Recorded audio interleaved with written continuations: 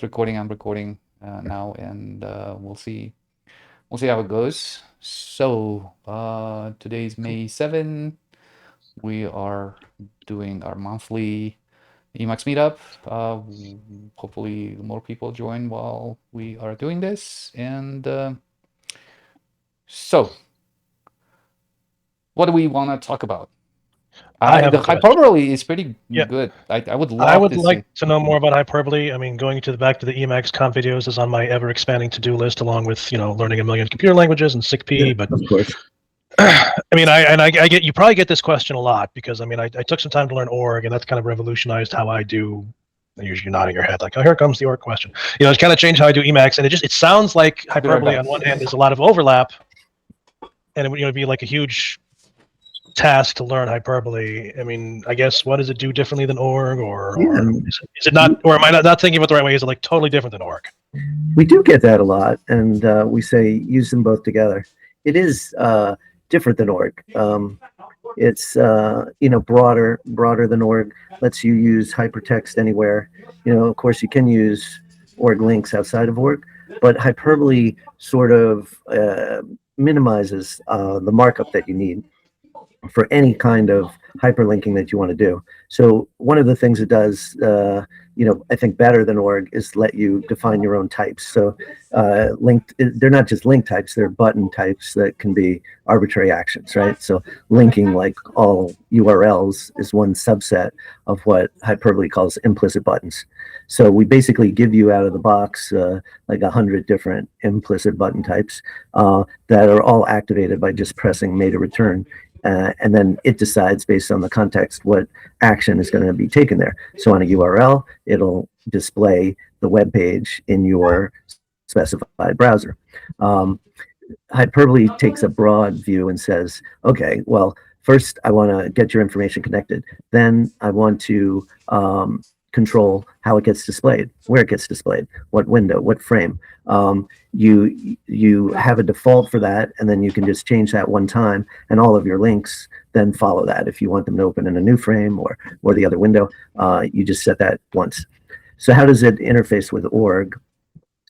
You have these different implicit button types. That's what a lot of people use. So for example, putting braces around any set of key sequence is an automatic hyper button, regardless of what mode you type that in, right? So you just put that in documentation, in a comment, in a programming language, in an org buffer itself, and hit made a return, and it will, if you're set that way so that hyperbole overrides whatever org would do with that key, then it'll just activate that as a hyper button. Things that are built into Emacs, like its push buttons that you see in your help buffers, are also automatically interfaced to hyperbole. On your mode line, you can hit made a return or mouse key return. And mouse, whatever. I use mouse too, but and then you can control buffers, windows. So there's different parts to hyperbole, and just quickly, so the button types is the base infrastructure, right, which you get built in, and then there are these things we call subsystems. So one of the subsystems is High Rollo, which is originally was used for contact management and Rolodex, but it's really just it takes an arbitrary set of files that have hierarchies in them. So it could be Markdown, org. We have our own outliner in Hyperbole, K outliner. All of these different things, you just point it to whatever directories you want it to search over, and it will pull out, essentially doing what grep does, but over records, entire records and entire trees of records. So you basically get full text searching over hierarchical files for free. And so that's one subsystem in there. Then you've got HiWiki, which I described a little bit earlier, which is the new wiki or note-taking thing, which uses org mode exclusively. And that just lets you, with no markup, automatically create hyperlinks from wiki words as you type them. So if I had to find a page called Bob's page, let's say, and .org. So that was an org file in my HiWiki directory. Then every time I type Bob's page, capital B, capital P, anywhere in a buffer, it will auto highlight, if it's in a comment in a programming language or any kind of text buffer. So that could be org, it could be something else. And that's an automatic cross-reference to that wiki page. But if I put a pound section name with it, then it'll link to that section in there too. And I can also say, well, within that section, go to line 3. And all of that is just automatic. As you type, it gets highlighted, like it was an org link or something like that. So that's HiWiki. Then you've got High Control, which is this very fast and efficient way to manage your windows and frames. So one of the things, the nice features there is it has sticky prefix arguments. So you can say, okay, I want to grow this window horizontally by 5 pixels or 5 characters. You just set the prefix to 5, and then every time you press an operation, it keeps going by 5. And you can do that very rapidly, and you can automate these just like you do key macros. So you just have a sequence of maybe 10 operations that you just type out, and that actually sets up all the visual parts of your display, whenever you want, and it's a hyperlink within any document again. And then there's the Koutliner, which is predates org and is an auto-numbered, like legal auto-numbering, so not just one level, but every level, auto-numbered outliner. So it indents per level, it auto-numbers per level, and we call them cells. You can think of them sort of like paragraphs. Every item in there that has a relative number, like 2.1.3, also has an automatic fixed hyperlink anchor. So it's got a specified, just like orgs IDs, but shorter. But these are hidden. You don't see them in the buffer. So when you say, I want to link to this cell, it just automatically uses both the relative and the fixed ID, so that if you move things around, it still knows where to go based on the fixed ID. And these links are very easy to make. You can even just use your mouse to drag around, or just use a quick key command. So it's a very powerful outliner. I use it for like requirements gathering, anytime, legal documents, anytime you want a lot of structure in there. And nice thing is you can put org tables inside Koutlines as well.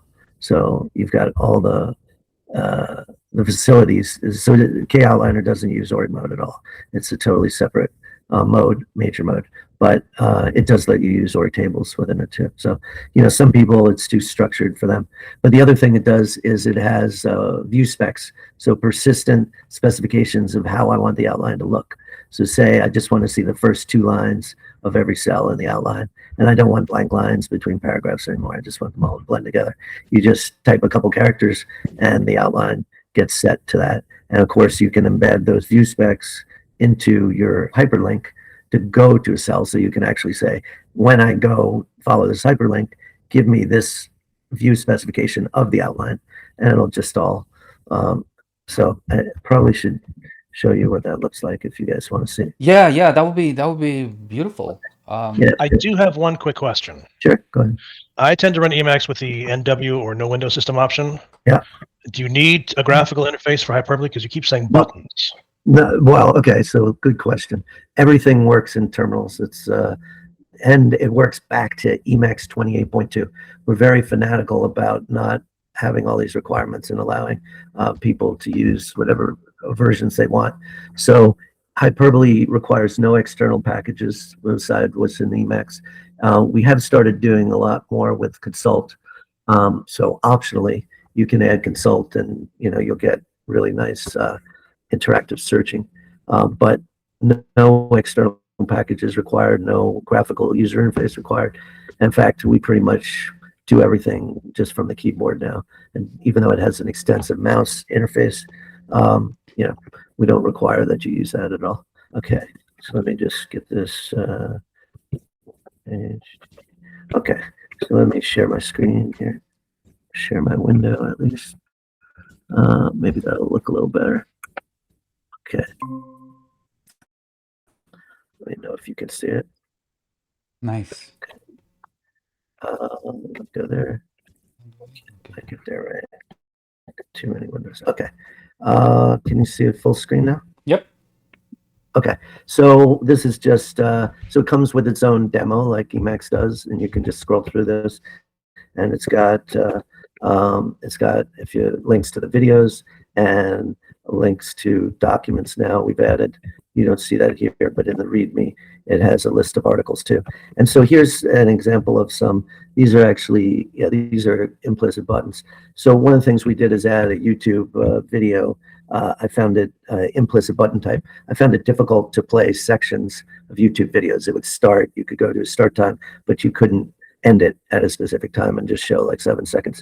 So this this type YouTube play, you just give it an ID of a video and a start and a stop time, and it'll play it exactly just that way. So we embed that just in here. And again, just you press made to return on there. So let me just go to the demo of the Koutliner. So you see what's happening in the mini buffer. Can you see that at the bottom?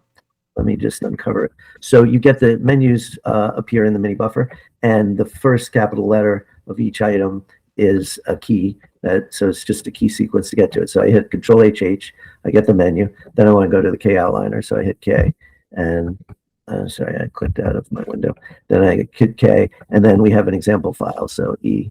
Okay, so here's an example of Koutliner. So I can just go in here and say between 2A and 2B, let me add a cell. Okay, let me make that a sub-level. Okay, let me change the view. I really want to do this as legal numbers instead of that. So I just changed the view spec, and now I get legal numbering, and I just hit tab, and these all become sub-levels of, now watch when I move 2 to the right, you know, everything gets auto-numbered, right? It's all dynamic.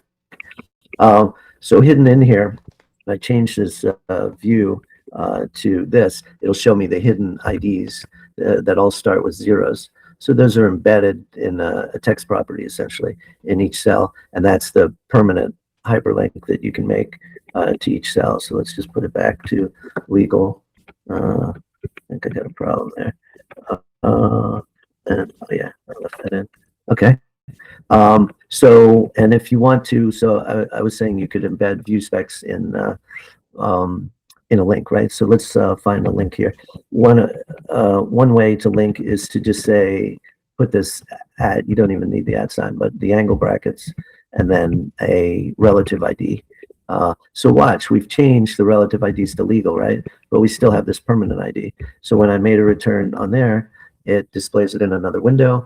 And notice what happened here. It updated the relative ID because that's changed since we last went there.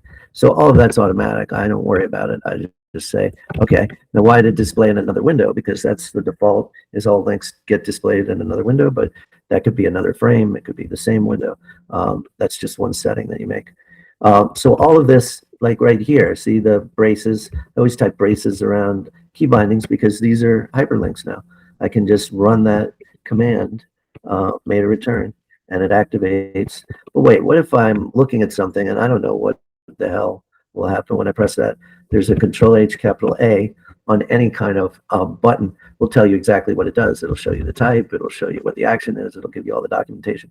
So let's say I said, I don't know what cons does, right? So, okay, I go, here's an Emacs push button, and I go Control H capital A, and it tells me exactly what that's going to do too. So it's all uniform, like across everything that you're doing in Emacs. If I go, sorry, if you have any questions on the outliner, I think I kind of covered what it's about. Did you get a sense of that? Yeah, there are too many questions. Well, I do have one question. Sometimes Sure, in outliners, you intermix Arabic numerals and Roman numerals. Can you do that? Not that that's a major thing, but for the no, Okay. it's one type of numbering at a time, and you can just change the view of what that is. So the idea was, you know, like people are always like, I can't capture notes because there's too much friction before I start capturing notes.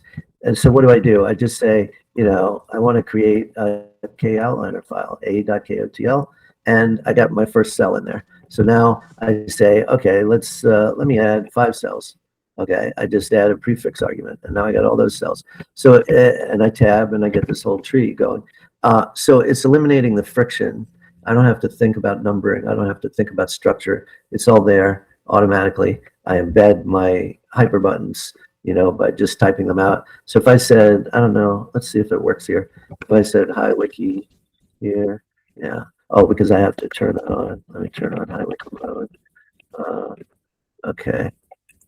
I think it should. I don't know. Let me see if I have that. Yeah. Okay. Yep. I went to HiWiki. I don't know why it's not highlighting. That's a bug. But you can see if I said business, yeah, same thing. But I should probably just do that in the text file.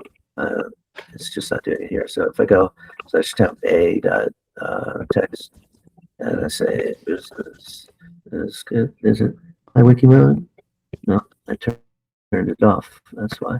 Okay, business is good. HiWiki's HiWiki, huh? That's interesting. Something's broken, but that would auto highlight as I typed it. And so you see, I have like an H2 heading, so I could just put a pound H2 here, and it would jump me right to that and put it at the top. So there's no delimiters, there's no hidden text, there's no button formatting. It's just all built in. You know, you just say, I want HiWiki mode enabled everywhere or not. You can turn it on where it's just in the HiWiki directory, so it doesn't affect your other things as well. So again, so all of these pieces build on each other. That's why we don't ship them separately. It's like, you know, the HiWiki words can be embedded in the K outline. You know, the Rolodex can embed any type of hyperbole buttons, even Emacs buttons. So, you know, so there's some learning. There's a lot of concepts here, but it's very simple. If you think something should probably work as a button when you type it out, it probably will, is sort of the way we go. Like, let's say I type hyperbole, and then I want to go to like smart keys, which is the meta return key. So that's a section in the hyperbole manual. I just type. So when I click on there, I go right to the info manual of that, right? So I can go not only to info nodes, but I could go to, you know, control H. I can go to like an index item. Yeah. So see, that went right. That's an index that goes right to part of a node. So it took me right to the line where the index was. And look, I mean, all I did was put quotes around there because they're spaces, you know. So it's very simple. The idea is that there's nothing hidden. It's all just text, and we say it brings your text to life, whether it's outlining, whether it's note taking, whether you're programming. This all works.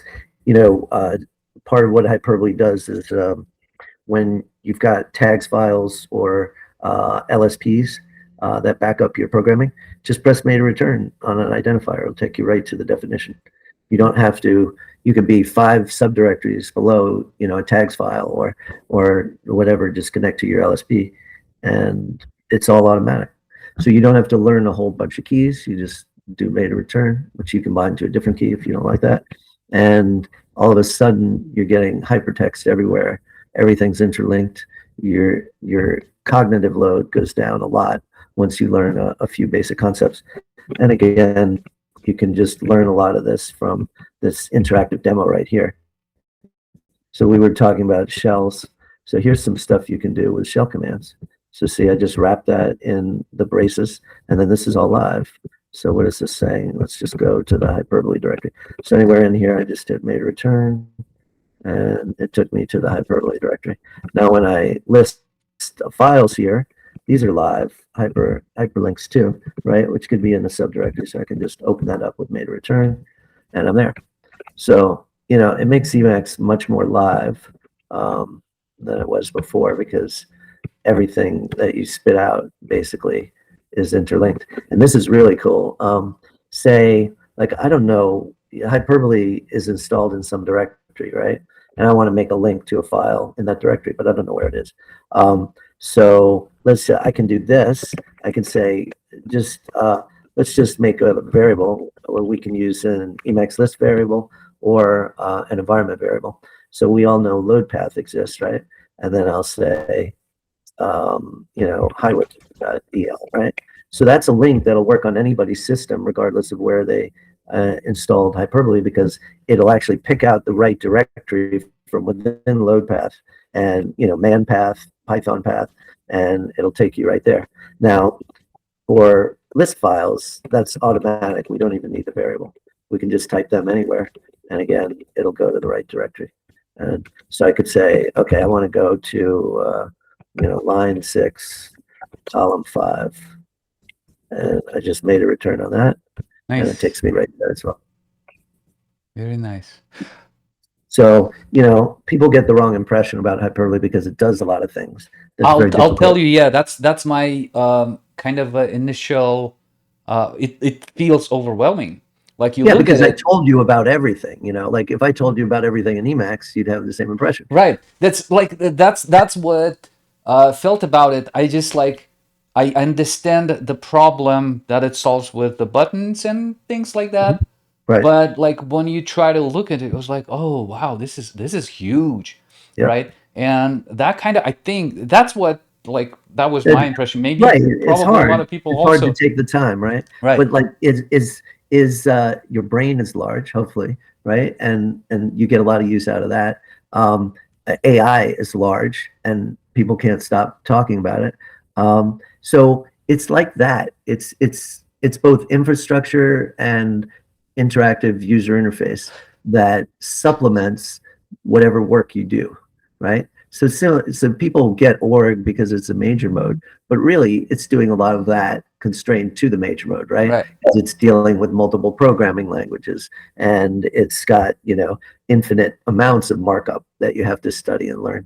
So hyperbole is trying to say, I don't want to think about this stuff. I just want to have it as capability. So let me learn a few things. Like if you go through the Emacs tutorial, then you know enough key bindings, right, to move around and edit and So manipulate. you said org mode, and that's segue to my next question. Why Kotliner? Why the new format instead Well, of? because it predated org. Org didn't Oh, have any auto numbering. okay. Now it has a certain, base level of auto numbering that you can tack on. And org doesn't have, so in org, everything has to be, structured with the double brackets. And I honestly find them a bit difficult to type myself. So I prefer the implicit button types of hyperbole. There is an explicit version of that. If I go back to the demo, you can create one-off buttons for yourself. But what's cool about the hyperbole buttons is, and I guess you can sort of do this in org, but you create a couple lines of code, and that creates your, pretty much just like writing a defun, and that creates a new button type that's just specific to you. So like some people have interfaced it to Jira for their bug links. Hyperbole has built in, this is pretty cool, bug number, I don't know, 666. I don't know if we want to use that. 659. Mm-hmm. Try that. And that will take me to that Emacs bug in GNU's automatically. So if that's I don't know why it's sitting there. Let's see if it. Yeah, it's Oh, trying it's to just fetch the real information. slow. Yeah. And this, I assume this works also in minibuffer, right? If you're trying Look at to. that. So it's like that. I just typed it in a shell. It could be any buffer. And so hyperbole does that. And of course, I could have hit Control H capital A, and it would tell me what it was going to do. But that I love, right? And so we can get in. I mean, how the hell do you find that otherwise? You got to go into your web browser and search around, So I think it's sort of like the Force in Star Wars, which I'm not a big sci-fi guy, but I know a lot of people who love that stuff. You have to say, I'm going to let the computer do some stuff for me, right? And what the computer is doing is similar to AI nowadays, is figuring out what you mean, what you really want to do, given what you're clicking on, pressing the button on, as one aspect. So, as I was saying about, if we go into screen and we go Windows control, I can go and say, split my windows that way, this way. Okay, now I'm going to widen one window by a pixel, but then I say, okay, let's do it 6 at a time. I just press dot and 6, and then now it moves by 6, and I can shorten it, heighten it, and again, you just spell all that out, or you capture a window config the way you want, and then you've got it all laid out there. But all of this is just keystrokes going on, and you see in the mini buffer that it recorded that 6. So everything I do now is going to be by 6 units all of these commands. So it's kind of like a cool system, and you just do Q to get out of it, and you're back to where you were. So again, we try to make things simple. You know, there's only so many in each mode submenu here. There's only so many items. If you go into I, this is pretty cool. I think maybe this might make you want to use hyperbole. So let's just use the scratch buffer, and okay. So now I get some other window. Let's just bring up the demo file again, right? So I want to link to this item here, and I want to put that link right where I am. So I just start the hyperbole menu, say I want an implicit, and then I for implicit, and then L for link. And boom, it figures out where it is, and it puts an implicit link of that type right there. So whenever I have two windows on screen, I can insert an arbitrary link right away. And this will also like insert variables to paths. You know, if it's like hyperbole, it'll know to use the hyperbole directory variable. And so you can copy that implicit link into your mail message, and it'll work for your friend or work associate as well. So, and in fact, you can embed not just implicit links, but our explicit links, similar to org, in mail messages. So the data associated with those links will be hidden in a special section at the end of the mail. And so when anybody who has hyperbole gets that message, they can activate that button as well. And it's the same, it's pretty much the same way as you just saw me insert right there. So, you know, this is thinking in this package. This contextual button thing of hyperbole, how does it compare to Embark? Embark does similar things, and you see, hyperbole does a lot, and it like sometimes it like you look at it and it's like, oh, this is cool, but it feels to me like magic, and you want to understand this magic. You want to go and see like what's behind it. Like with Embark, you still have to like, you know, if you don't understand all the pieces, you have to like, oh, you need to like build the target thing, and it's like there are some pre-built things, but if you want like something from scratch, like, you know, for example, if I want like smart buttons that understand Jira ticket numbers or something like a ticket number, like, you know, some arbitrary regex that it represents something, right? So it's almost straightforward in Embark, but you still have to know. And I don't even know, like, you know, it's probably even easier to do in hyperbole. Right. That's what I want to show you, but I don't know. My system's a little screwed tonight. Why can't I search programming? It's in some weird, okay, mode programming. Let me just see. I don't know what's going on. So there's a section in the manual that explains how to build your own types. But I could show you just if you want to see a few that these are more complicated because they're like the built-in ones, but this path name is a little complicated. Let's look. Okay, here's okay, so to turn org links outside of org mode into hyperbole buttons, this is all the code that it takes, and two of these lines are just declaring functions. So this is so instead of defun, you use defib, which is a macro to define implicit button type, and then you give it a name, but it looks like a defun, stock string, and then you code it. The difference is this last line, you have to say, you wrap it in this other macro that I want, what action do I want to occur? And the action can be a regular function, Emacs lift function, or it can be an actual action type that hyperbole defines its own action types as well. So here's one of the things. I can just collapse an elist buffer, and you see it looks very nice and structured now. I can just see one line at a time. And so here are like the link types that exist inside. So to show you some of the stuff that it does, different than Embark. So strangely, although Embark was meant to be like a little bit of hyperbole's implicit buttons to go along with consult and vertigo and that set of packages, the set of actions that he decided to build are very different than the actions that we have in general, you know, like capturing mini buffer stuff to a buffer or things like that. We focus more on links and other actions like displaying values in a useful way. So look at what you can link to. You can link to file lines, file sections. Here's a K outline link, and all of these actions are fairly small as well. You can see they're short. So you can build your own implicit button type with just 2 to 10 lines of code. And once you write this, you just evaluate it. And then wherever that pattern matches, so here's the pattern match right here. And then the last line is the action. So it says this type. What happens is every type is prioritized based on where you define it in the file, or the next one that you define will have the highest priority of any button type, right? So they go sort of in reverse order. And so when you put a new type in, your type is going to be the highest priority to Hyperbole, and it'll say, am I in this context that you specified or not? If I'm in the context, just fire the action that I said. And that's all it's doing for implicit buttons. But it works, it could work as part of Maggot. And in the manual, I show like a couple line thing that lets you display your history, your Git history, I think, in an interesting way.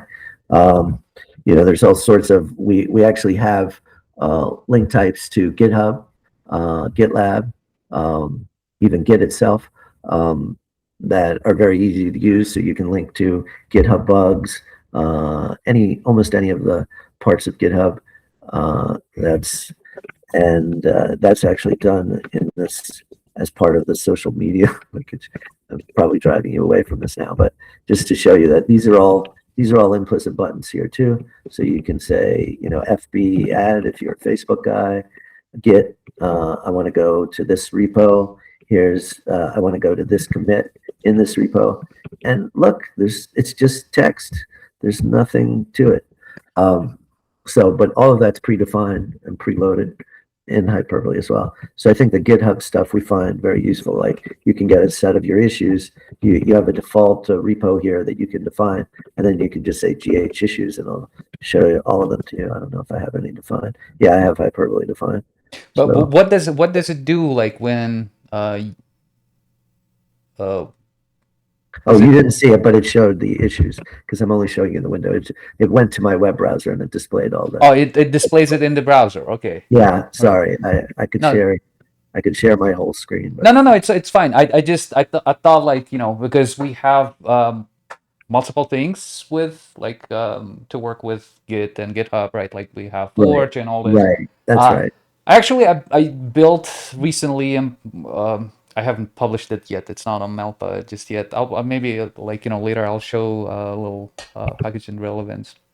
Mm-hmm. This is cool. I mean, like Hyperbole always looked cool. I always wanted to use it, but every time I look at it, it's like, oh, it's huge. Hard.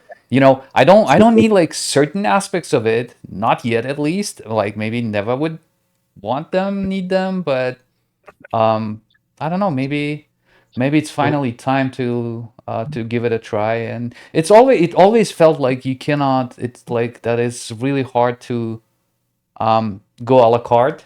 And but that's what I recommend people do. Just do the demo, pick something you like, and use that for a while. And then you can come back and read about other things when you want. The fact that you're loading one package, it's like, so you'll have files of code that you're not using yet, but storage is cheap, but your mental capacity and time is not. So that's the point I always say. It's like, it doesn't matter that there's 300 things it can do. Just find one that's highly useful to you and start doing that. So like me, I can't program anymore without being able to just make a return and jump to a function. How about this? This is fairly new, but I always want to copy stuff between windows. So now Hyperbole understands structures. So whenever you're on a delimiter, so say I want to that's what I want to capture, right? Is what I'm highlighting. But I don't highlight anything. I just go on to the opening or the closing brace. I do meta W, and then I yank it over here. So it captures delimited things. That works for strings, very complex strings that other things fail on. Hyperbole will work on. It works for comments, I think, and so you don't even have to select regions anymore. You can just use your regular stuff, meta W and control W, and now it's more powerful than it was before. So, but you mentioned something that stymies people a lot of times is like, I want to understand how all this works before I apply it. And the question is why? Do you understand all the code inside Emacs before you use it? Do No, you understand an AI before you use it? How it's coded? no, it's not. It's not that the internals. I understand that, No. like, something encapsulated. That's okay, but it just does a lot, right? Like, you're talking about, like, I get the aspect of the buttons, smart keys, smart buttons, like, smart actions. I kind of build like certain things. Embark was like kind of when I got into Embark. It's when I started using Vertigo and Consult and Embark together. Like, that made sense. And at some point I said, like, Right. oh, this makes sense, but I need new types, right? New types Right. of these smart, like, actions, the contextual actions. And Right. I needed to find out, but I was already using that. And that was just like, because it does one small thing, right? Right. That was like, easy decision to make. But when you talking about, like, oh, hyperbole, and like, I don't just like, maybe I don't need Too that yet, much. because Too much. it seems overwhelming when it's like, if So it did this was help? like Did possible this help to. you to see it in a simplified way or no? No, I mean, like, I don't know.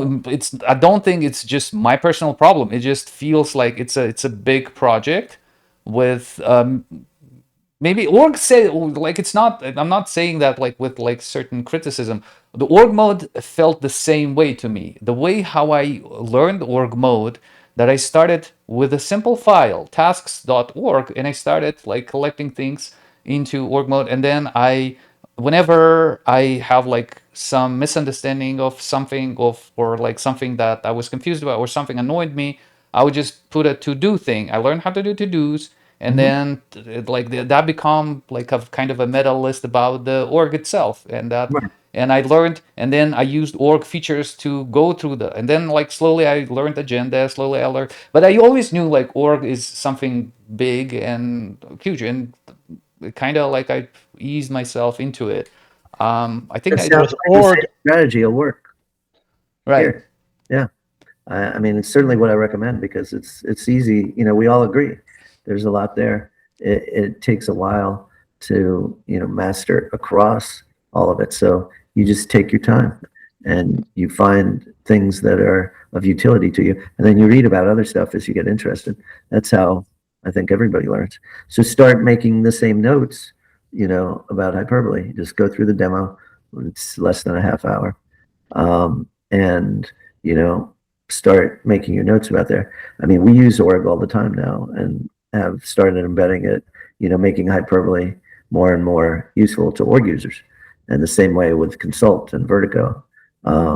It's all integrated now, so you don't have to give anything up. I think it's an augmentation, but once you do understand it, like a lot of people, certain people have tried HiWiki, they're like, this is, I don't want to say, I mean, I wrote it, so, but they like it, you know. So you have to try it and see if it fits you. There's one person I know that it didn't fit, and it was because he wanted to understand down to, I say, the atomic level, how every button worked before he was willing to use a button. And I said, that's not how it's built. It's built as a turnkey system, for people to use. Now they can hack on it if they want to study it and learn how it works, but it's not a hacker package. It's to enable hackers and other programmers to get further faster, just as a tool set, just like any other tools that you adopt inside Emacs. And all I can tell you guys is I've used it for years. It makes me more productive. Other people have as well. And I've written a lot of Emacs packages through the years. I wrote the OO browser, which gave you like instantaneous small talk like browser access across 8 different object-oriented languages. And it was like instantaneous to start up across like 3,000 files of code, because of the way it was written. I wrote Infodoc, which was an IDE atop Emacs years ago. And all of these things, because I care about usability, were very effective and efficient. So it's certainly alien at first, right? Because you don't know any of this. You haven't looked at it. But if you spend the time, I guarantee you'll be better at whatever you do, and it'll become easier for you. And people will start to ask, well, how did you do that? You just jumped from here to there, and your whole screen changed, and it just looked like you clicked on a couple characters. Yeah. So I have a question. sure. And I've been paying attention to the demo and kind of also half looking at other, going to different web pages. And you keep using the word button, and I think maybe that some of the trips people up because you're not talking about a GUI widget. They're kind of Right. more like links or something. Yeah, I mean, that's right. It's a hyper button. Okay, so what's a hyper button? Often people think that hyper buttons are link buttons, but a link is a type of a hyper button. So Hyperbole uses a button push action, fires an action metaphor, right? So all buttons perform actions. Links, as you saw, we had certain action types that were links, but we had other action types that weren't links.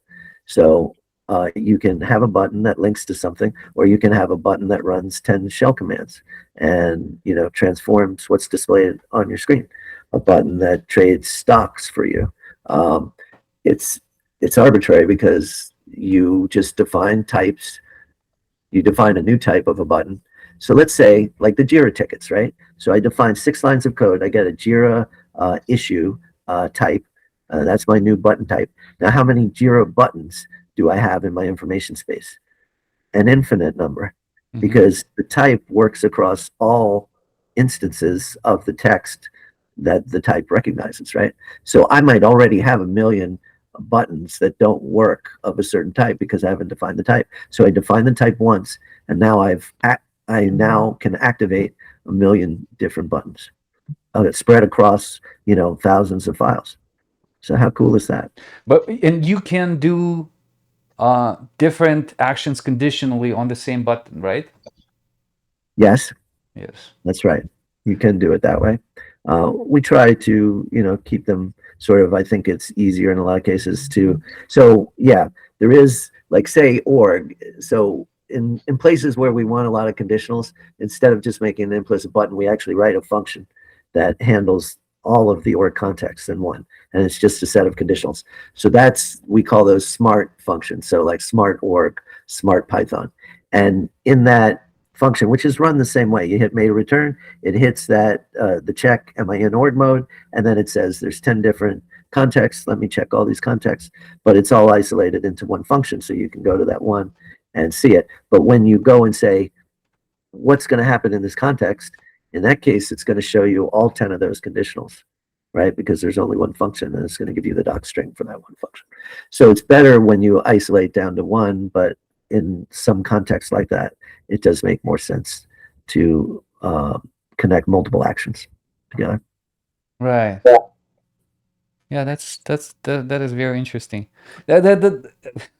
My little annoyance about this, I was into exploring hyperbole, and I kind of I said well, it seems Embark does that for me, and I can solve things with Embark, and it kind of Embark become voice is better in my case, But hyperbole is super interesting, and yeah, it's.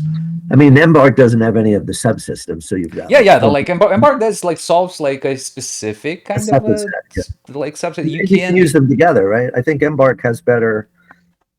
Yeah. I mean, app support. If you want to do a lot of different keys, Embark's a good way to go. But if you want, just to add actions and types on one key, you can just keep building up, what meta return does for you. And I like that. It's because there's so many key bindings in Emacs, right? And we all know one day, and then we forget it 2 weeks later, and we can't do it. So now I just I remember using RMail, if anybody's ever used that. And there were a bunch of keys to display stuff in the summary, but I couldn't remember them. So I just made the meta return key do the right thing in both the summary and the browser view of RMail, and I never had to think about it again.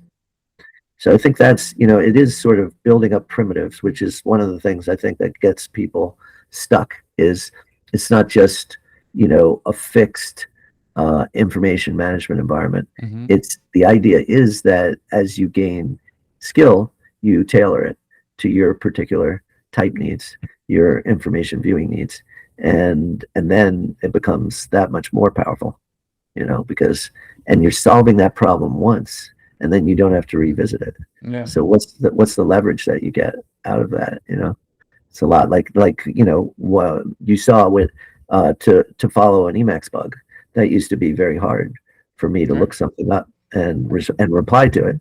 Now I'm instantly in reply mode and, you know, can manage that. So Yeah, I mean, like if you're looking at a thing and it's, I mean, like it's in plain text, but you can semantically understand that right, thing, like there's no reasons for your system, for your computer not to understand this thing semantically.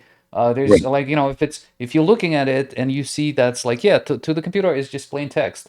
right, To you it has a meaning, but it doesn't mean that you can stop there. I mean, like, you know, and the meaning can expand, right? Like, you know, you looking at one thing, but you kind of sort of envisioning that like it progresses, like you can go further and further and right. further and like unravel until you get like the pieces of information and you go back.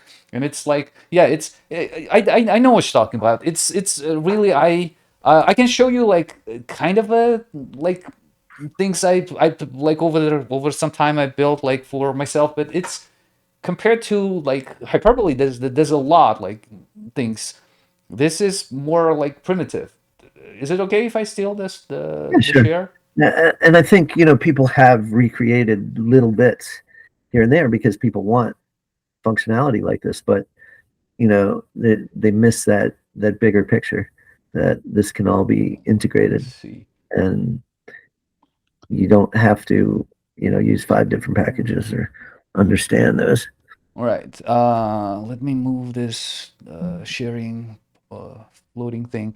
So, like, if I have, like, we were talking about Jira tickets. This is a Jira ticket from the perspective of Emacs. This is just plain text, right? Right, But because I have like specific like semantic understanding, I build like something. It knows that it's a Jira ticket. It gets the information, like pulls the information from the API, right? And now here's the Embark part. Embark understands that this is a Jira ticket, and when I act on it, it says like, oh, this is a Jira ticket. From right. here, I can do a bunch of things, right? All Like this stuff, right. there's a built-in like things that I can do with Embark, all right? But some of them maybe not even applicable to because it's just to the Jira ticket. For me, the important part is browse, right? Like I can browse this ticket in Hmm. Jira, or I can or browse into like in Emacs, or I'll open it in the browser. Hmm.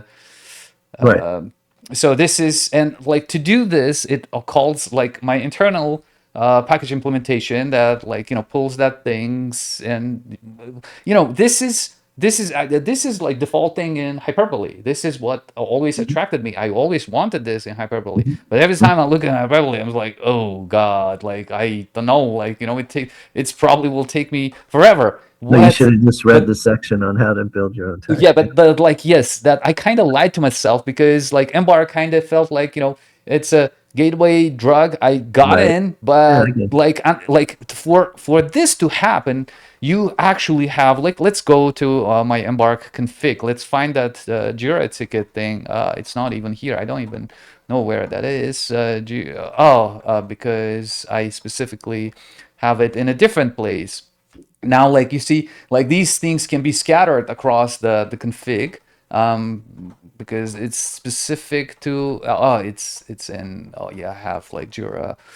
I made a package actually to work with Jira, and I put so. the So look at all the code. Yeah, that's what I was going to ask you. How much code is there so for this? like you have to define a target, right? Like, so it knows the target. You have Right. to, there are like multiple pieces. First, it needs to understand the pattern, right? Like Right. once it understands, like, okay, I see the pattern, this is a pattern. So the a certain condition, it could be pattern, it could be whatever. The hyperbole Right. does the same things, right? Like you Yeah. can do whatever, like, you know, on the, because we have like a built-in solar calendar in Emacs, it could be like an action that could you perform on Ramadan or whatever, like, you know, Yep. if like if you need to, right? Conditionally. Right now it's on the pattern. It sees the pattern. Okay, it's like, and then this is you build a target, and after that you have to add this to the target finders list, which is like a long list like this on like all sorts of Embark targets it has, and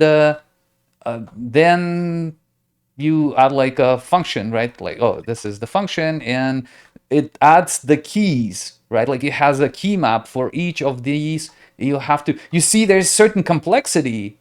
Yep. Yep. It looks simple, but there's certain complexity that you could avoid if you use hyperbole. It's probably simpler to add like something like this in hyperbole, right? And Yeah. probably It's straightforward, basically just that one piece that you're right? showing at the top there, not all these And files. then I have a key map, and the key map is actually somewhere in I have to find in my config, and I have, this is a Doom syntax. This is just a macro. Yeah. We can Yeah. expand it, but it basically says like, oh, if you like do B, then it's you Right. just viewing the inside. If you want to in the browser, like sure, and if you press F, like I can do stuff like F and find all this stuff, like all the related, I don't even, yeah, it's trying to find, you see. That's where Embark is stronger, is with the key mapping, I would say. We haven't thought to add that into hyperbole. I would say just use Embark with Well, like, hyperbole. but you still can use Embark for this, and do certain things in hyperbole. I think it's I always struggle to find people who use both and could Yeah. explain to me the Right. why you want both of them, right? Like, Yeah. what strengths. I mean, And it's like, I think that's part of the reality of yeah. what the difficulty today is that people have picked elements. Org came after hyperbole, uh, Embark, all this. I worked with Daniel to make consult grep work Mm-hmm. across thousands of files. But and he looked at hyperbole but wanted something smaller. So that's when Oantolin worked with him on Embark.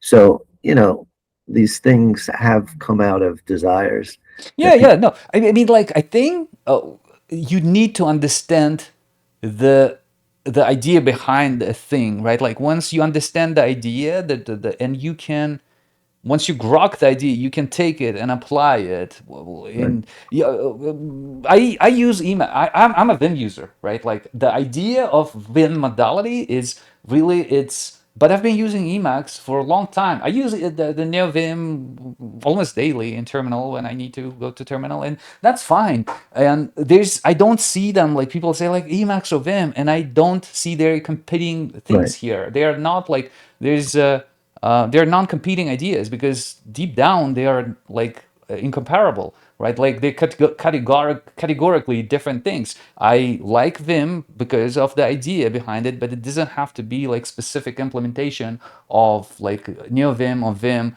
And Emacs is attracted me because of another huge idea of practical notation for lambda calculus, right? Like which is just amazing, beautiful idea. I like that I can like go to a scratch buffer and start writing like I don't know anything, and just eval things, right? And see them just working right there. I mean, like there's you can do this in Visual Studio, right? Like you cannot like go to the scratch buffer and start like changing. I mean, you can probably do with like extensions like Joyride, but it's still kind of bolted on. This is not like the built-in thing um,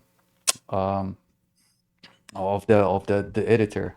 And yeah, I mean, like I really need to look into hyperbole. I thank you for sure. showing the things. And Do any of you guys ever edit HTML manually? not for Not a long anymore. time. Yeah. What? Not anymore. Good, good. Okay. Because, well, if you use XML, HTML, HTML, the hyperbole also understands the open and close tags. So you can select, an entire construct by just doing meta return. at the beginning or end, which I think is a really useful thing that I haven't seen. All right. Other packages. One of the things we were talking about last time was do what I mean functions, and that sounds like the meta return is kind of like the penultimate do what I mean type of thing there. Exactly. I mean, that's always been, I mean, you can read a little maybe at the end of the manual about the philosophy. So hyperbole came out of, it was actually my master's thesis in grad school. So this was the web. I'm this old. The web was just going to be created, like right when I decided hypertext was an important thing. I wanted to do research on it. So it didn't exist. We had the internet. It was like 1991. And so I said, there's going to be an information explosion. We're going to need not just databases, but an ability to manage ever increasing amounts of information in our personal lives. And so I came up with this concept of personalized information environments, and that required, it was basically a whole platform. And there were point tools in there, and there were things I called managers, which were like Hyperbole was the hypertext manager, and a point tool would be like a mail reader, right? So the hypertext manager would support the mail reader. So I actually wrote PyMail in Emacs as well, and that was like what Gmail does today back then. But anyway, right in the middle of this, so I was developing Hyperbole, some of which was based on having worked with Doug Engelbart, who was, the original hypertext guy, if you leave out Ted Nelson. But Engelbart was a real engineer, and he always got things built and built very interesting things, the Augment NLS system. So the Koutliner is based on that. And but anyway, I wanted more of this rich kind of structured and easy to use capabilities that they had in their system. And then the web just came out. Tim Berners-Lee put that in there. So I said, okay, we'll just make the web be a subpart of Hyperbole's hypertext, and continued from there. So, so it's an interesting evolution. Of course, the web was much more successful because it was distributed, and Hyperbole is personal. But the basis for it of, wanting to control all this information, now we see it so clearly, right? We have had that explosion, and we still, Emacs helps a lot, but we still lack a lot of the capabilities to deal with it, and now we're adding parsers with what's it called, the type, the TS TypeScript. Is it types? No, what's the parser that they're using in Emacs now to get those TS? Tree-sitter? What? Tree-sitter? Tree-sitter, yeah. So now we have all these tree-sitter parsing logic, right? That's giving us better structure inside various formats. But sort of doing that abstraction, just like the web did, and it said, we'll have one protocol, and all of your media will sit under that. Hyperbole tries to do that. It can work with media too, but it's text focused, and saying you don't have to change the format of your text. The computer just has to understand that format, and it only has to understand it once, and then you're good across, large corpuses of information. Right. This is my kind of a gripe about that. The modern apps, they just don't respect plain text. I cannot easily copy the code snippets from Slack. I go to Jira on like that. That's why I wanted to have Jira. I don't like Jira interface. It's overblown. It's like it shows tons of things. It's unnecessarily have too many graphical interface like elements, right? And I just want to have like specific information in plain text. Just retrieve from that, and you can control it, right? Yeah. You yes. do yes. what you want with it. That's the, and that's what we lost. I always said the web, when it was invented, was both read and write. There was an edit capability, and when Netscape came along, that disappeared, and it became view only. And the markup was so heavy, and this was before CSS, really, when it was just HTML. There was actually something these two guys out of MIT did. One of Marvin Minsky's son, I think, was involved. I think it was called, it might have been MTML.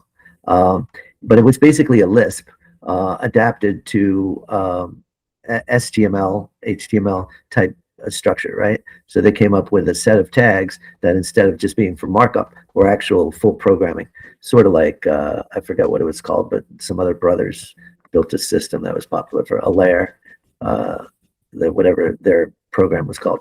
But anyway, this worked really, really well, and it never got picked up by anybody. And it was so simple, like Lisp, right? How hard is writing a Lisp implementation? And so instead we got all this base level markup without any abstractions, and then you had all this horrible HTML that nobody could manipulate. And now that's mixed with the CSS and JavaScript, so it's basically the Tower of Babel. But HTML iconic, isn't it? Iconic? It's iconic, isn't it?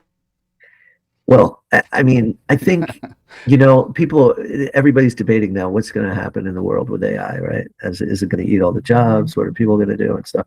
And I think, first of all, some people argue, well, it's not good enough. A human can beat it at this or that. And I say, it doesn't matter. People are continually selecting for things that are visually pleasing, that are less functional. As long as an executive thinks there's a benefit, they will throw away people and put AI in its place. So the question shouldn't be, is it better than humans and therefore we should use it? It's like the question should be, what are we going to do because all these people are going to use it even if it's crap? And so that's just going to happen, so people are going to try to make it better, and hopefully it won't be crap when it gets applied. But it's already, people are getting fired, as we saw, tens of thousands of people, regardless of what their capabilities are and regardless of what the AI's capabilities are. So that's what happened, I think, with the web, is it became visually pleasing, but functionally a morass, right? And still to this day, I mean, I've worked on a lot of projects with advanced web user interfaces, and they're very, very difficult, and they're brittle because I always argue this, and I think this is why we use Emacs, whether we realize it or not, is the architecture is solid, right? Yeah, it's got all these if-defs in the C level, but Stallman really thought through a lot of things and laid down a solid foundation, and everybody's been able to build on top of that. The web protocol was, reasonable, but it missed out the abstractions that it needed to be the application platform that we now use it for today. And that led to all this pain that people have. Same way Windows versus Linux, they didn't get the abstractions right in the OS. Everybody suffered afterwards. So, hopefully, so Hyperbole is a small attempt to say, here's an infrastructure that has survived decades that you can use. You just have to wrap your head around it a bit and then move forward with it. But, we've adapted it to a lot of the changes in Emacs, and plan to continue doing that. I have a co-maintainer, Matt, who has developed over 600 test cases, so we test it across 4 versions of Emacs every time we commit something. And so it's a pretty high quality package in terms of the code quality and the testing as well. But yeah, it takes some learning, and always happy to help people if you do decide to embark on it. Give it a try and you have some questions. We're always available. I think Blaine uses Hyperbole. Am I right?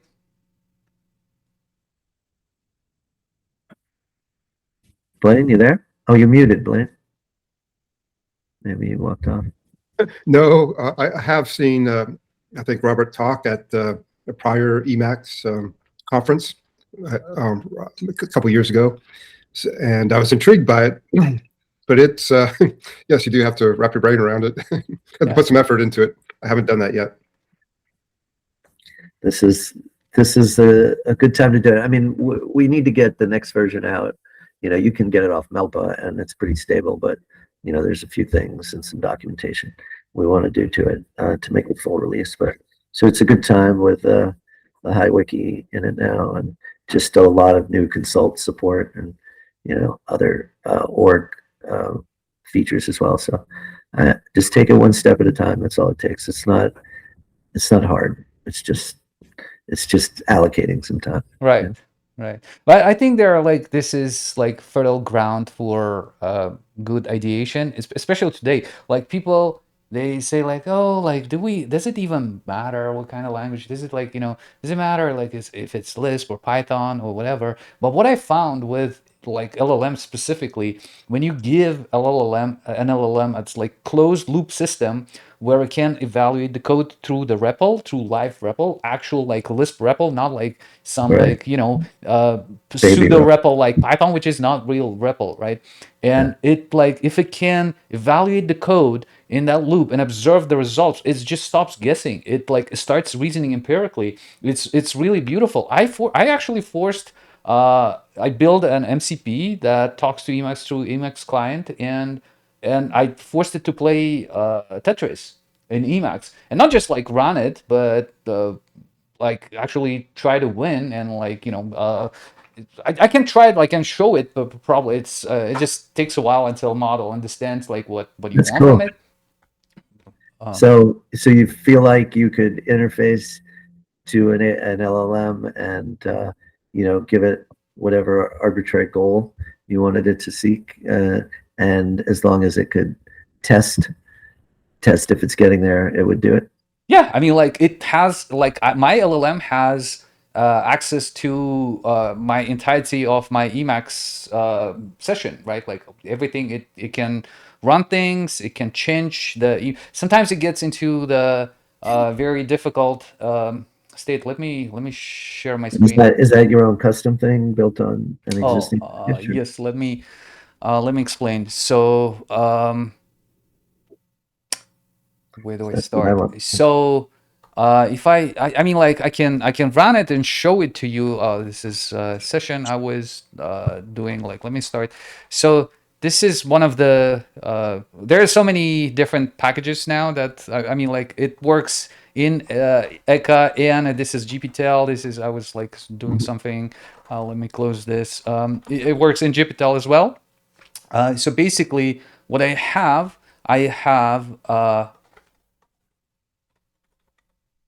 This is my AI harness, so to speak. This is my basic agentic instructions. So specifically, this I had to add this. Do not break active Emacs, because what it would do, it would like try things, and I would say like, no, prove it that this works. I mean, like I would develop a package, right? And it was like, oh, I'm done, like the tests are passing, and I'm like, no, like prove it works, like let's see it works. And it actually starts running things, because the way how it does, so I built a bunch of MCPs, like a few MCPs. One of them is one of the first things I did. I wanted to figure out like how to this thing actually built into GPTL. GPTL comes out of the box with this, so it actually has the tool that can inspect the current Emacs thing. For ACA ECA, I had to write my own thing, which is written in Clojure. I mean, it doesn't have to be in Clojure, but I chose Clojure. I'm a Lisper. I prefer Lisp. I don't know. It's Clojure mode. Clojure tree sitter doesn't do coloring, right? So like basically what it does, it's like it's tool call. It calls itself through Emacs client, inspects it can inspect the current state, and it just changes things. So I can let's go to ECA and say What's ACA? Oh, ECA. yeah, ECA stands for editor coding assistance. It's one of these packages that, like, there are multiple LLM packages. I tried like most of them, like at least most popular ones, and I stick with GPTL. GPTL is great for research, for doing like wide analysis of things, but it's not specifically. It was not designed as a coding assistant, because it was designed at the time when we were still speaking about like smart chats, right? But not like agentic workflows. Change my Emacs theme to the look. Let's do this. Cycle my Emacs Emacs theme to the next in the circadian. I use circadian. It's a package because the Emacs has built-in solar calendar. My theme changes depending on the time of day automatically, but I also can manually trigger that. Let's see if I can figure this out. Right, change my Emacs theme to the next in the circadian ring. I don't know if it will able to figure this out. Let's see if it. Let's give it a chance. It takes a while, but let's see. It will go and says like, oh, okay, sure. I just trust it, and it's see like boom. It already found like, oh, I see that you have this. Next is like this. Switching now, it didn't work. Something failed. All right, I'll put it. No plain symbols. Let me check that. Yeah, it does something and like it eventually figures out the same way I kind of forced it to play Tetris, and it just worked. What is it? It's trying to do something now. One of the problems with this thing that it spits a lot of I should not have expanded this because now it's slowing things down. I'm just gonna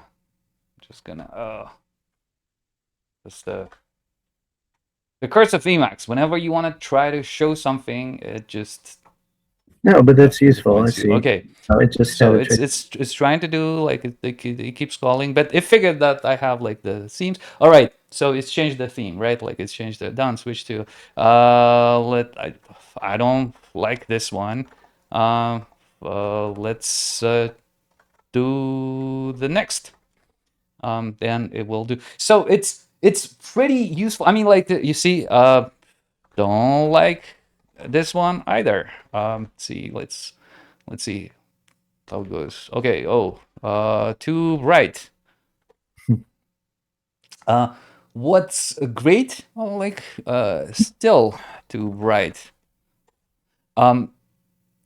This is great when you're working with when you're developing something in Emacs Lisp, and you just it can analyze lots of things and just try things, and not just like from that point I can control like virtually anything that's connected to my machine, right? I can change certain aspects on like a remote machine I have access to, right? Which is kind of scary from the security point, but like for example, I am on the Mac right now. I have to use Mac for work, and Mac on Mac I'm using Window Manager. It's Yabai, but Yabai is controlled through Hammerspoon, which by on itself is a great piece of software. But the thing is, I can control it because I have Hammerspoon REPL here.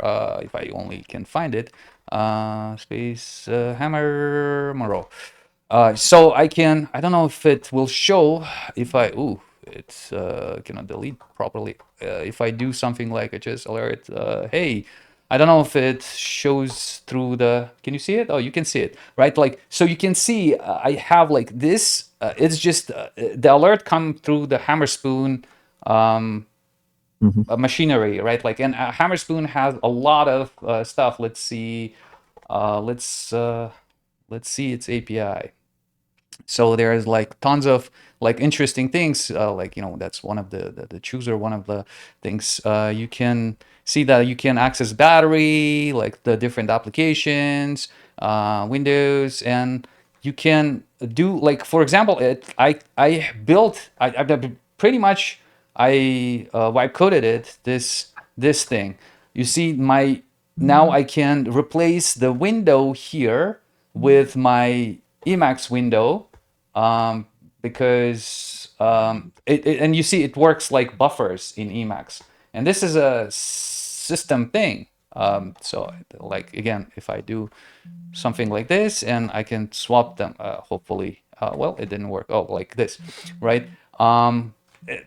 More interesting things, right? Like if I want to open this particular URL, I'd say like act on this URL, right? And it goes to Emacs and it says like, oh, well, actually it picked up the meet, the other URL. I typically don't have multiple windows, but because I'm like sharing and recording at the same time, it's trying to like, it's picking from a different window.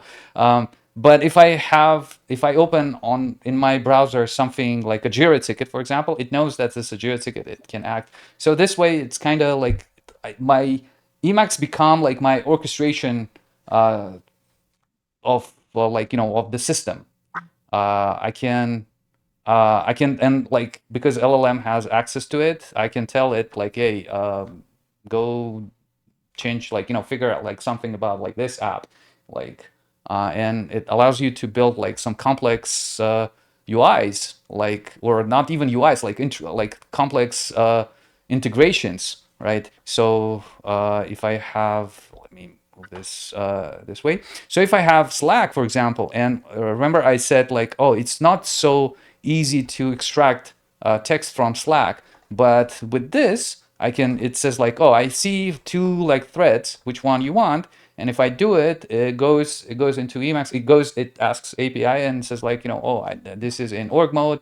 I can actually now get some text, extract text. Now I can play this video in a way that, like, controllable, the way how I like it. It even like brought emoji, but it didn't. Let's see, emoji mode. Do I have emoji mode? I forgot what's the Slacko emoji mode. Oh, what is happening with my emoji mode?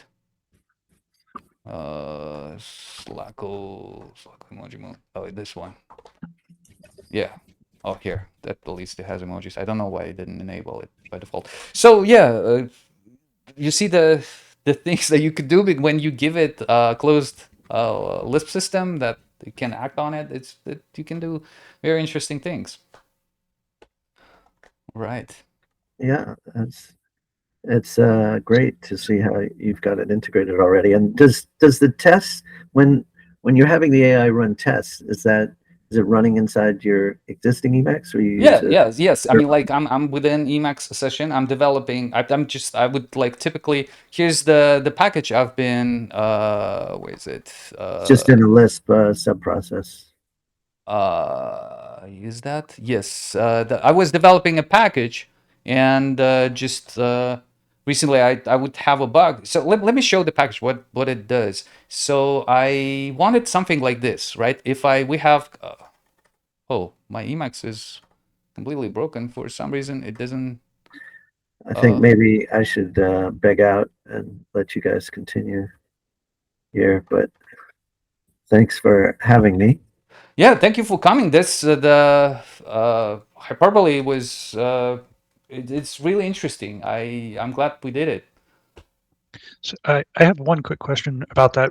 Would you be able to do something like org roam, where you were showing that you already have support for links across different files, but like the backlinking and things like that.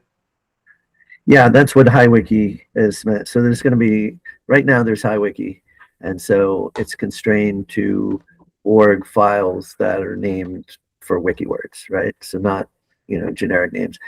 We're going to add, there is a bit of HiNote, which is going to be the full note management, a piece of it that exists there, which just lets you use something other than wiki words, a broader set of names there. But we already have, in HiWiki, we have backlinks. We have auto highlighting of the wiki words and the section links as well. And that's without having to put IDs in, which really confounded me when I first tried org Roam. I had all of these org files and I couldn't get it to show me anything. And, the documentation, unfortunately, did not highlight you need to inject these IDs, via this process before anything works. So I think that's like a really excessive requirement. So this works with any org structure, with IDs or without, and uses consult for fast searching, and it's all integrated. So I would say take a look at HiWiki. There's documentation right now in the hiwiki.el file itself in Hyperbole, but it's also in the user manual. I just have to finish some of it. And the cool thing, there's lots of cool things about it that I don't think has been done before in Emacs, but just like buttons, to confuse people again. So you have wiki words, which are hyperlinks, right, to the wiki page, but wiki word can also have a different action type than link to page. So you can define a wiki word that, links to an RFC or runs an arbitrary action. And then all occurrences of that word everywhere in your Emacs will perform that function. And of course, what it does is conditioned on what the word is itself. So that's sent as a parameter. So you just have to think it through a little bit. But once you start using it and you see how trivial it is to Is there integrate indexing? no indexing. It's all using the consult fast to grep. I mean, we've done customization. So we're taking like the consult infrastructure, consult grep, and grep, and like we have in buffer completion of wiki words, including sections and org files, without having to create an org link itself. So you can just type the wiki word pound and then hit tab, and it'll complete against all the sections in that org file, and it'll search across everything in your HiWiki directory. So you can just set that one variable where that points to, and have 10 different directories that you're using at different times. And it also supports org tags. So it has a search function across tags, and you can hit meta return on a tag, and you'll see all the hits in an agenda buffer. And it's just, you just have to either read about it or play with it. And Yeah. think you'll find it useful.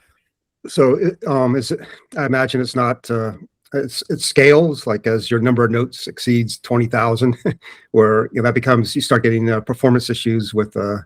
Yeah, we've tested it with 10,000 wiki words so far, and it's scaled well to that. So I challenge people to get that high. But yeah, it uses hash tables. I use hash tables a lot in my work, and so it's very efficient. And it's, the tricky part was there's no delimiters, and the wiki words are highlighted wherever they occur as you type them. It used to be you had to type like a period or space. Now you don't even have to do that. The instant you type the wiki word, it highlights and recognizes it. And so if you take a character out of the middle, or you split one word into two words and then they're both wiki words, all of that's like automatically taken care of and just done transparently for you. So give it a try. It's pretty cool. Yeah, sounds very cool.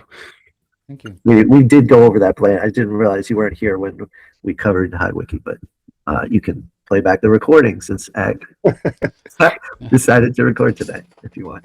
So Ag, where are you posting the recordings of these meetings? I mean, like, this is the second. I don't know if the recording would be fine. I'm Stay pretty. tuned. I expect that it would be probably not publishable. The first time is just like it turned out to be fine, and like I put it on my channel. Okay, on YouTube. Have a good night, guys. Thank you. Thank you. Thank you, Robert. Thank you. Try to make this That YouTube. was pretty cool. Very, very, very good. Thank you. Glad you enjoyed it. Thank you, guys. Right. So I just wrote this thing. So I always wanted to do something like this. If I come here, and this is just find file, right? And if I do HTTPS, I mean, like, you probably you'd be putting it, like pasting it, right? Like from, and oh, it's not found. Why is it not found?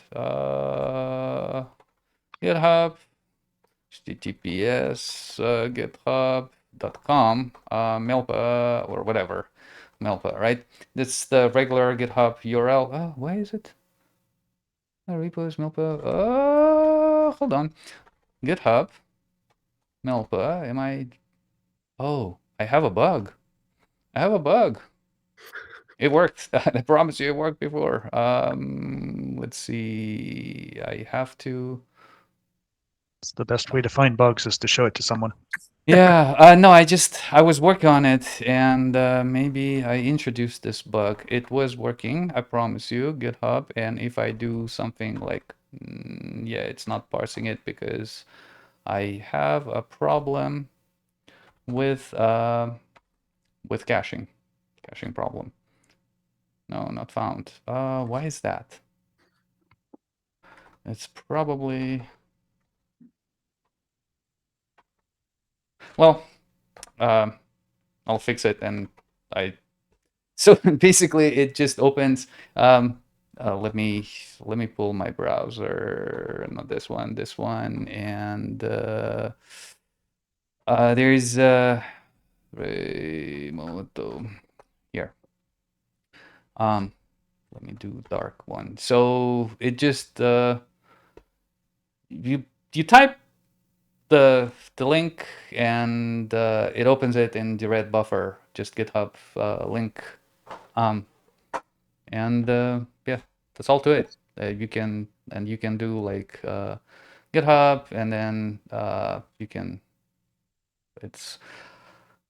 browse through the things. It does the auto completion, and I just recently added some. Um, it's so sad I broke it. Let's see if I can do my own thing. No, it's struggling with parsing. I'm not sure what I broke. I have to fix it. Maybe I can go. Maybe I can go a few commits before that. Can I do that?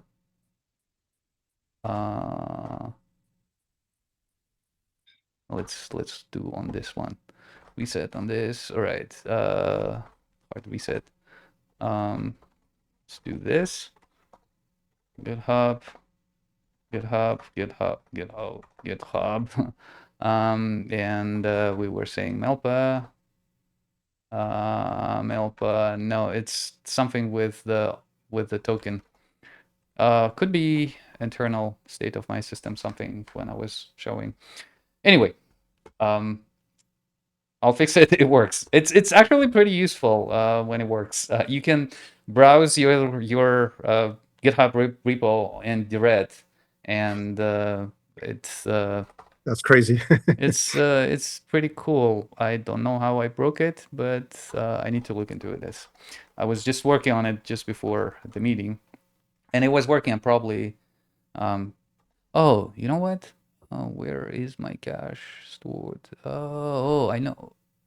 What is this? I don't need this. And oh, what if I tried this Melpa? Melpa, can I? Will it? No, it's broken. It's broken. I'll fix it. Anyway, John, you've been quiet. Any good news? Yeah. I wrote some really small functions that were useful to me.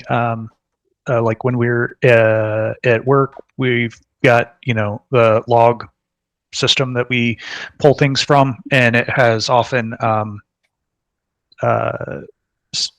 escape characters in it. Makes it annoying, so I'll copy and paste it into Emacs and then run a series of find and replaces. So I wrote a really small method that takes like an A list of find and replace pairs, and it runs all of them in one function. So it saves a couple keystrokes every time I need to do it. Wait, there's a CLI. I forgot what was it called. It does that. It's not on buffer. I need to look up. I dealt with that when I was dealing with Emacs Piper. I needed to, and I forgot the name of it. There's a pretty popular CLI tool. Can't recall the name of it. I forgot. That's what happens when we outsource reasoning to AI. We forget things. We stop using our brains. We're flooded in, right? There's so many things to keep track of. Right. Yeah, I think in a certain sense, with the speeding up of everything, there's new constraints and limiting factors are being discovered. Oh, basically, humans. ANSI filter. It's called ANSI filter. If you pipe it to ANSI filter, it basically removes all the escape characters from your the output. Okay. Yeah, I'll have to check that out. Yeah, I mean, like sometimes it's just like building. There's just like writing in Emacs Lisp is like it's fun. Yeah, I mean, like it just sometimes you feel like you do something and it's like, oh, it's so stupid, but it turns out it's not that stupid if it works, right? Yeah. It's now faster to write the code than to try to find existing examples of or similar code. With LLMs, it's easier to just say, this is what I need to be done, and return me a Lisp function to do it, than to go out and search for a similar Lisp function to repurpose, or maybe actually there's one out there that already does what you want done.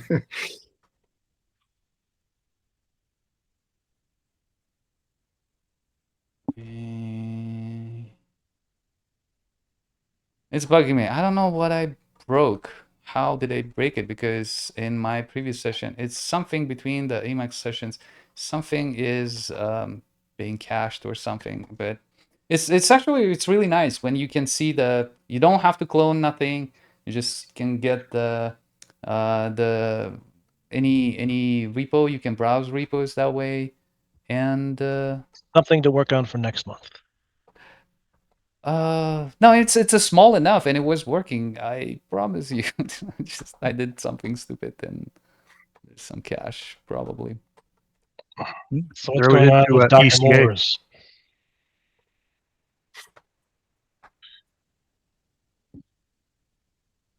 Um, So Blaine, what's new with you? Oh, let's see. So I have that anti approach to Zettelkasten's my annotated bibliography, the modular one for the 21st century. That can hold illustrations, and equations, code listings, tables, everything that you want.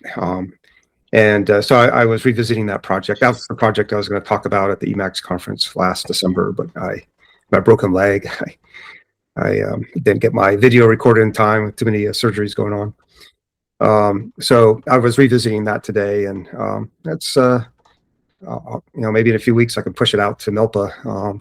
It's looking pretty good. It's pretty easy to pull together a bunch of references, and so with BibTeX, the limitation is there's a annote field, and that annote field has to run through the Bibber engine, and that doesn't allow for spaces after paragraphs, blank lines after paragraphs, and you can't really put much of anything else in there. It just assumes you're going to have a single paragraph. So I just worked outside of that. I just skipped over it, and just wind up including separate org files that have notes and images and tables and so forth, all the stuff that can't go through the Bibber engine. So in terms of assembling a master file that calls the different note files and then compiles it into a PDF, that aspect of it in terms of assembling something that's useful is working out quite well. And so maybe I could talk about it next month. So I'm working on a grant application and a couple papers, and so I was when I should be doing something else. What should I? What do I wind up doing? A little bit of coding in Emacs, of course. So that's what's been going on. I look forward to next month. oh, I know what happened with my package. I'm getting rate limited with GitHub API. Not sure why. Oh, maybe GitHub is just having issues again. Let's see, status github.com. No, it's all operational. Probably I was testing too much. I guess they just decided to rate limit me. Well, that's a legit bug. I need to fix it. All right. That was a good meetup. So Robert showed up at the beginning, or Yeah. Yeah. We waited and waited, and it was just first it was two of us, then Eric came, and then John, and then there's just four of us, and we decided to start and on the 15-minute mark, and yeah, it was it was great. I think But I'm gonna look into Hyperbole finally. so I was I will amazed. look at the videos. I was amazed to learn that he started this like way back in the early '90s. Is it Yeah, that I yeah. hear? Hyperbole, it's an old project, and like it has old pieces. One of the things is like, I mean, old doesn't mean obsolete, right? It's there are still pieces, but it always felt to me overwhelming. I just always wanted to, like, I heard people like, "Oh, have you tried Hyperbole? Have you seen Hyperbole?" I'm like, "Yeah, but it feels like overwhelming. Do I need it?" Um, but maybe some interesting ideas there. It'd be nice to explore them. Well, since you can sort of link everything together, you're not stuck with one file format. That sounds very powerful. Mm-hmm. So you sort of expand your Zettelkasten and out throughout your entire system. Break out of the org room, I guess, constraints of one file format. That could be very convenient. It's going to move up on my list of things to look at now. Yeah, I look forward to catching the recording of this meeting. And thank you very much, Ag, for recording it. Yeah, I mean, you probably would be better if you go watch the maybe the Emacs Conf presentation, which is, I mean, like this is very spontaneous, and I was not ready. I didn't know that we will be talking about Hyperbole. I would have like prepared some questions, but maybe this is great format actually when you're like unscripted, and and you can be honest about like certain things, and yeah. Um, Interesting things that you could do. The idea of this, the textual representation, I mean, like it was always appealing to me, and I kind of solved it through Embark, right? Like if I have different types of I have like this polymorphic kind of a dispatch on different like types of URLs. If I'm looking at GitHub URL, it allows me to just look at the README. If it's a GitHub URL pointing to a pull request, it opens in a pull request. I can like look at the pull request. If it's something else, if it's a Hacker News article, it opens it in org mode. I can probably let me see. I'm still trying to fix this thing, so I can. Let's see if it actually fixed it. Let's see. No, it's still doing like this thing. But on the polymorphic dispatch, let's see if I can show you. So if I have, let's grab like some URLs. Do I have any URLs? Y Combinator. I don't have any URLs here. Y Combinator. Oh, I have this one here. So I can, if I Y Combinator, if I have it. So this is just you see it knows that this is a Hacker News URL, and I can browse that internally in Emacs, or this is opening HN Reader. It's a package, and I can look at this, and there's interesting possibilities here, right? Like I can collect all the URLs, and I can go through the URLs, and oh, like there's some mentioning my stuff, and um, this is you probably saw this thread, right? And if I want to just to browse the article and open it in oh no, it opened the thread in oh, because it's like it works for any generic URL. If I have, let's see if I have something, yeah, this one, and if I want to open it in EVV, EWW, it does. Then this is all through Embark, and kind of pretty straightforward, but that's my perspective. It's straightforward to me, right? Because I've solved it. But before, if I show it to someone else, they would probably say like, oh no, it's not, it ain't straightforward at all. I can even see, let's see, this is this is what it takes basically, right? Like I have like different URLs. So if it's nil, it just like it works for it kind of combines and merges them together, right? Like these are like for every URL, every kind. I don't know why I have space here. So for YouTube video, I can watch it, or I can extract transcript. For the repo, I can do these things. This is an interesting one. If I have a repo, Let's see if I have GitHub, anything. Yeah, if I have a GitHub and CS, you see it gives me this. So it converts it to the HTTPS, the SSH format. Pull requests. If it's a pull request, I can browse them. If it's the issue, I can browse them. If it's if it's like multiple pull requests, I can browse them. If it's a single pull request, and etc. The comparison, like if it's the compare link, I don't have actions currently. That this is like for future. Like if I have a commit link, I probably want to do something I would be able to do. If I have a Reddit link, I can browse it. Circle CI logs, I just got tired of like dealing with Circle CI logs in the browser. I just wanted them in Emacs. That's basically the structure, right? And then there's a function that it basically registers them, and it's not too much of Emacs Lisp, but it may look cryptic if you don't know what you're dealing with, right? Like you need to know that, like, what is a target finder, how to do like all this stuff. But once you add like for one specific link, you can do it. And so that's why I just like the certain aspect of hyperbole. I was like, do I need it? I already have it, but there seems to be a lot more that I didn't know about. That's this wiki the aspect of it. That's everything connectedness aspect of it. It's interesting. I want to explore that when I get time, which is a problem. Did you invite Robert to this meeting? No. I posted. I started posting it on our Emacs subreddit, saying like hey, we have a monthly meeting. If you want to join, you'd be welcome. And then yeah, then Well, that's very cool. you probably Hope he saw it. returns. And,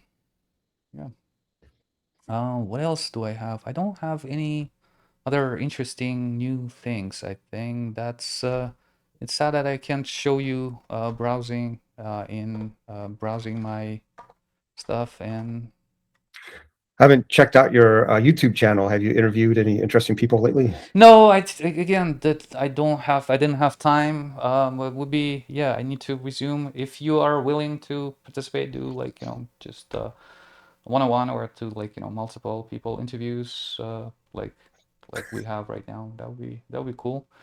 You should About get some Jeff specific. Bowman. he Whatever would. happened to that guy? Yeah, he'd fill up an interview. He'd fill up an hour pretty quickly. Oh, Whatever happened to him? I haven't contacted him in a little while. It's been a couple years now, I think. Yeah, looks like Prot's not interviewing anybody lately either. Prod been developing interesting packages. Have you seen his PDF thing? No. So We need a ProtConf where Prot can just go over all his stuff. I mean, like we can invite Prod here. That'd be cool. Specifically. I'm just saying the world needs a ProtConf. Yeah. Everyone can go and Prot can just talk and we can just learn. Yeah, I mean, like he makes like stuff that you don't really maybe need every day, but when you need it, there's no alternative. Like this direct preview thing, right? Direct preview mode. Like it's just such a simple thing, and I don't need it every day. I don't even have a key for that. But when I want it, there's no like better alternative than this, right? And it like smartly does like the manages windows and stuff. And he made what was it? Yeah, I haven't started using his package. He basically made a package that you can spit out like everything and anything that like whatever you see in your Emacs buffer just into PDF. Really nice. Something that I don't need. Well, maybe I'm just like maybe I never would need it, but when the time comes and I know it will, then and suddenly you need it. All right. Should we close out on this, or we have any other interesting things to discuss? No, I'm done. All right. No, this is great. I look forward to it each month. Thank you. Sorry we didn't get Karthik. I don't know what happened to the guy. We'll see you around.